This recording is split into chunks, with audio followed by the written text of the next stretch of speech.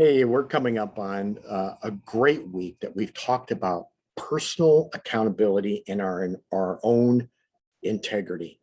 We've looked at the man in the mirror. We've asked that person the hard questions. We've discovered how to have a clear conscience. Yesterday, we talked about how to give the world a picture of Christ by responding with an honorable discharge, especially when evil has been done to us. Now, today, we're going to be talking about how to silence our biggest critic or biggest critics. My Bible's open to today's Pause on Purpose. And again, I'm using my phone as my Bible. 1 Peter chapter 2, I'm sorry, yeah, 1 Peter 2, verse 12. Peter writes, "Be careful to live properly among your unbelieving neighbors." That means circumspectly. It means have wisdom. Think about what you're doing. Remember, we talked about measure twice, cut once the first day. Then, even if they accuse you of doing wrong, they will see your honorable behavior, what we talked about yesterday.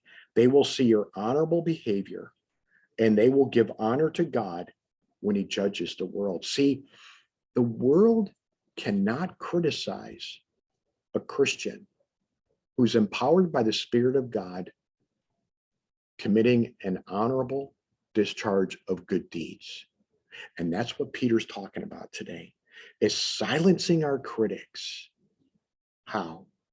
By yielding to the Spirit of God and responding with what His word directs us, rather than the way our flesh. Now, that's not natural.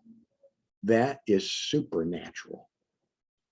Oh, we can try to fake it, but eventually that's going to pop. That balloon will burst. Jesus Christ wants to live in and through us to silence our biggest critics. And the only way that's going to happen is not through fancy arguments or words, not through outward actions that we manufacture, but through the deeds and the good works that our Heavenly Father uses the Spirit of God to dwell in us and produce those. In other words, God is the one that produces those in us. He gives us the ideas like, oh, that sounds like a good idea. And that's responding in a godly way. It's an honorable thing in the sight of all men. And you know what? Whether it silences this critic, that's between them and God. And you know what? Sometimes it won't. Sometimes they'll find something else to criticize you about, and that's okay. The goal is not necessarily to silence our critic. The goal is to draw near to Christ in our dependence and our walk with Him. And beloved, what could be better than that? Why? Because we're going with God and He goes with us. God bless you. Have a great day.